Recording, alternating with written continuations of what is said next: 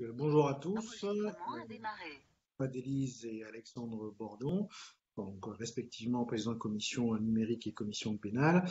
On va vous faire une petite vidéo explicative pour vous montrer comment se servir des nouveaux outils qui sont mis à notre disposition dans le cadre de la convention électronique de communication en pénal. Donc avec le parquet, cette convention a été signée il n'y a pas très longtemps. Elle va nous permettre de pouvoir faire des demandes d'actes en instruction, en matière correctionnelle, déposer nos conclusions ainsi que toutes les autres demandes qui relevaient avant du courrier de la télécopie.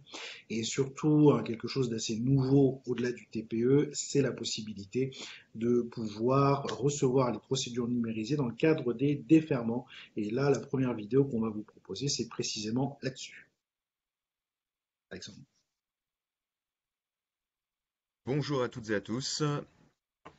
Je vais vous montrer comment accéder au dossier en matière de déferment tel qu'il va nous être adressé donc par le parquet quand nous intervenons dans le cadre de la permanence euh, en qualité de défenseur du prévenu, mais également lorsque l'on sera choisi ou lorsque l'on sera partie civile.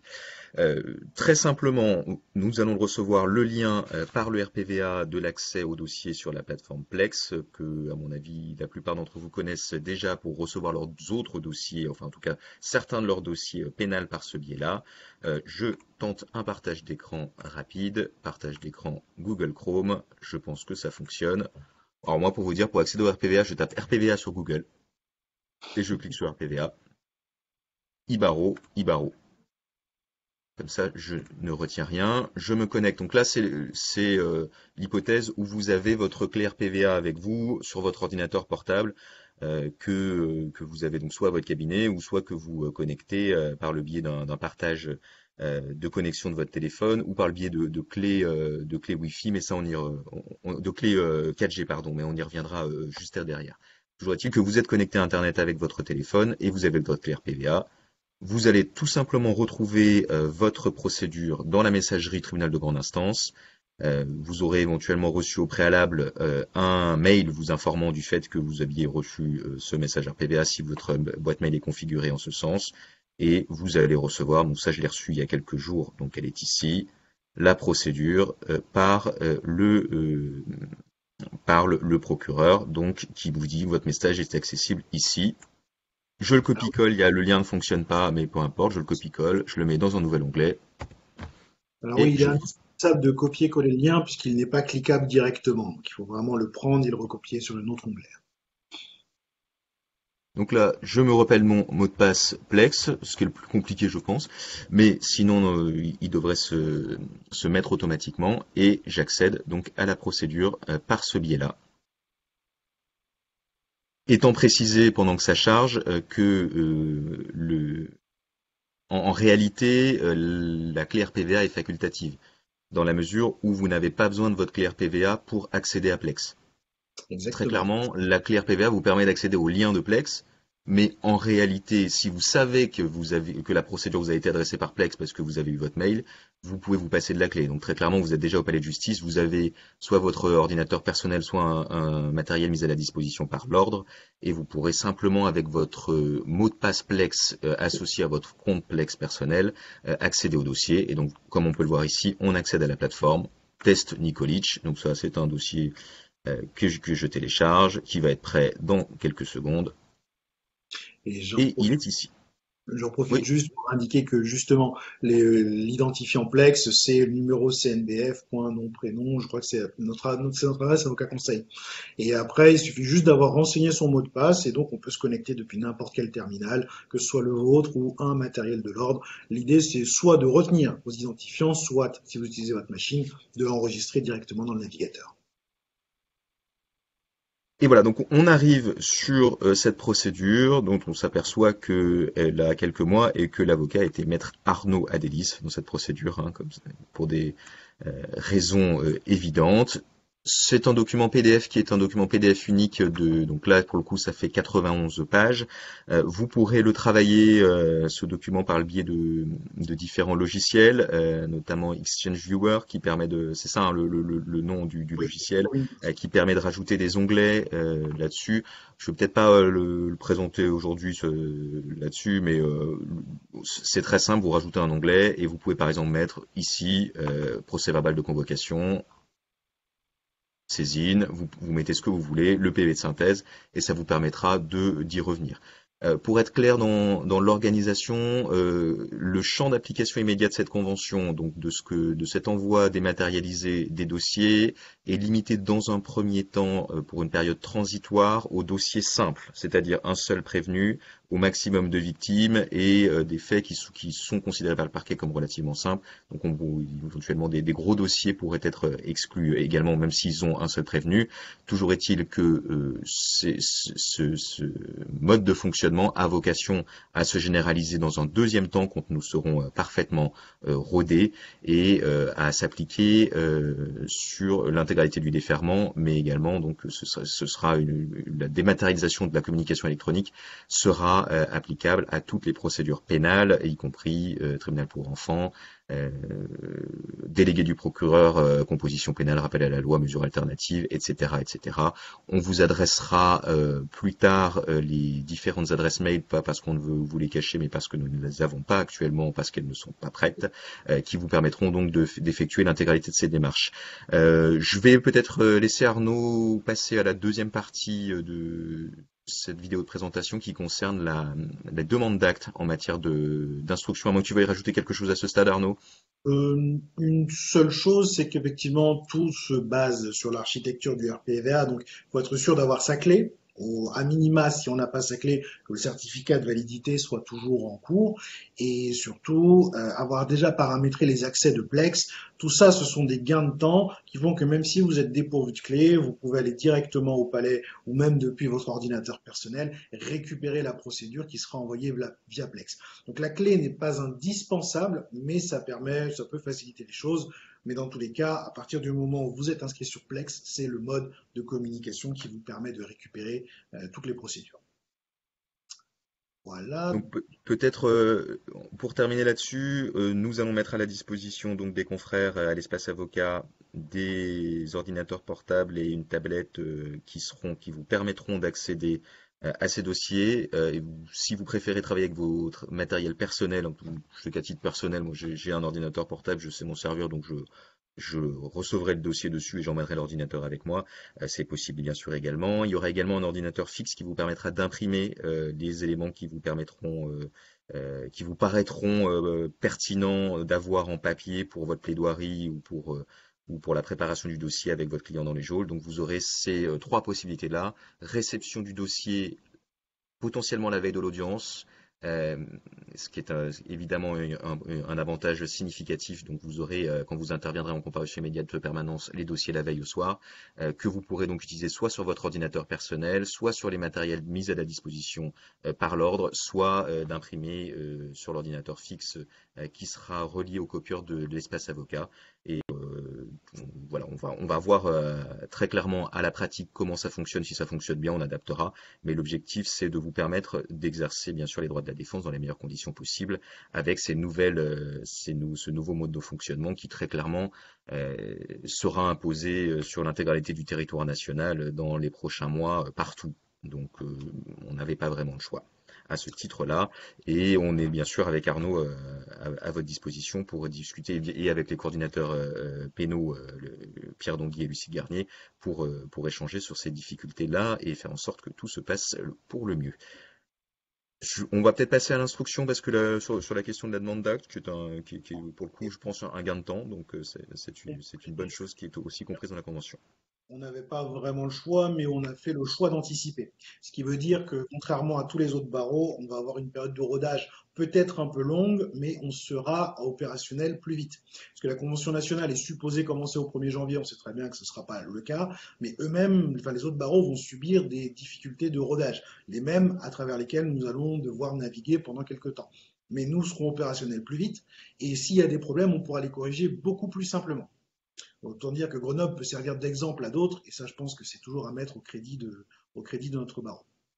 Alors, tu as annulé le partage d'écran, Alex, de ton côté? Ouais, ouais, ouais. Ok, parfait.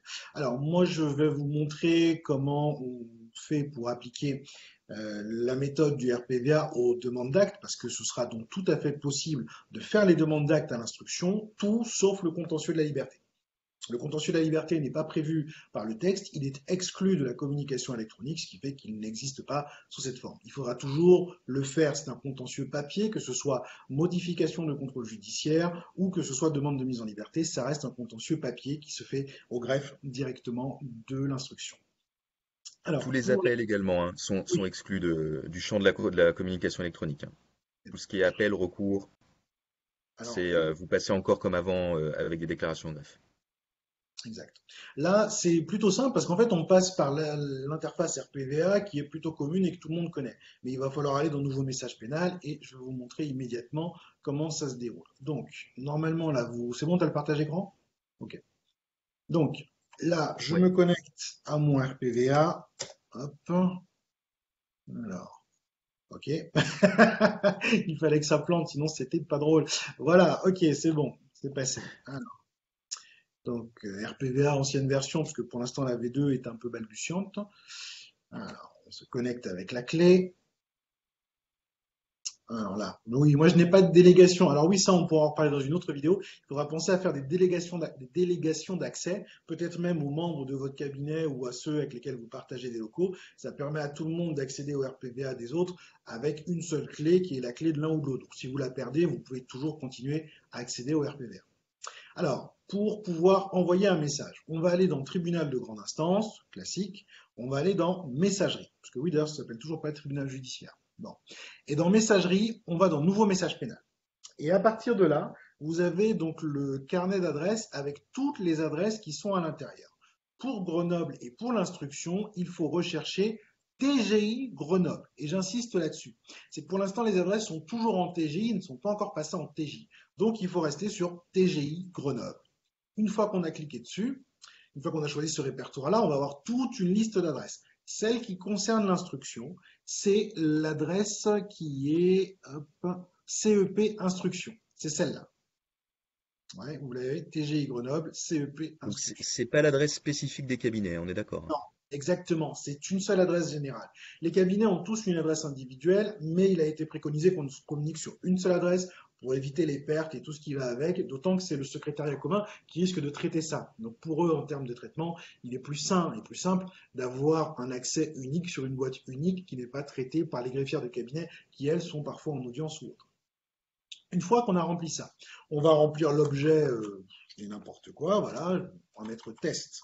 Allez hop, test. On va remplir l'objet, mais ce qui sera important de noter, ce sera un numéro d'instruction. Donc, je vais mettre n'importe quoi, 65023, on s'en fiche. On va remplir le texte simplement, Madame le greffier, je vous remercie de bien vouloir trouver, etc. Et il va falloir joindre les pièces comme si c'était un message RPVA tout à fait normal. Et c'est là que je vous montre les documents qu'on va devoir adresser pour faire nos demandes d'actes. Alors, je change de partage d'écran et je vous montre, voilà, le formulaire.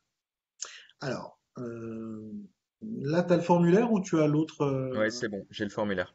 Tu as le formulaire. Ok, alors bizarrement, moi je ne l'ai pas. Voilà, ok. Donc ça, c'est le formulaire en question. Je vais l'augmenter pour que tout le monde puisse bien le voir. Donc ça, c'est le formulaire type qui a été établi avec l'instruction et qui sera transmis à tous les confrères, on est d'accord. Exactement, tout le monde l'aura en format numérique et il faut simplement le compléter avec les informations pertinentes. C'est-à-dire là, indiquer le nom du cabinet de juge d'instruction, on va dire Madame Bardos par exemple. OK. Donc je sous-signais, donc là c'est l'avocat, on va remplir le nom, le prénom, l'adresse et l'honneur de vous venir vers vous en ma qualité de, et là il faut noter le nom du client. En fait, ce document, il faut comprendre qu'il remplace la déclaration qu'on fait au greffe. Eh bien, c'est exactement là qu'on va remplir les choses. On va dire par exemple que le client est mis en examen. On va dire que le client, c'est Alexandre Bordon. Voilà. sombre affaire d'or détourné. On va Ouais. dénoter que c'est effectivement un dossier d'instruction avec, On s'oriente vers un non-lieu là-dessus, hein. bien sûr, Je oui, tiens à le oui, dire. avec bien sûr le numéro de la procédure. Et à partir de là, on a en fait toutes les différentes possibilités qui sont prévues au titre de la communication électronique. Il suffit simplement, par exemple, si c'est une constitution de partie civile, de cocher. On met une croix, on met un X, on met ce qu'on a envie de mettre, et après on indique le nombre de pages. Tout simplement. Quand je dis le nombre de pages tout simplement, c'est parce que vous avez parallèlement votre demande d'acte en elle-même. Votre demande d'acte, hop, formulaire de demande d'acte, attendez, non, j'ai partagé le mauvais document, test demande d'acte, voilà. Vous allez faire comme d'habitude, c'est-à-dire préparer votre demande d'acte sur papier en tête, avec tout ce qu'il faut, nature de l'acte, machin, etc. Vous l'enregistrez en format doc ou en format PDF, sachant que de toutes les façons, le RPVA va convertir les formats doc en format PDF.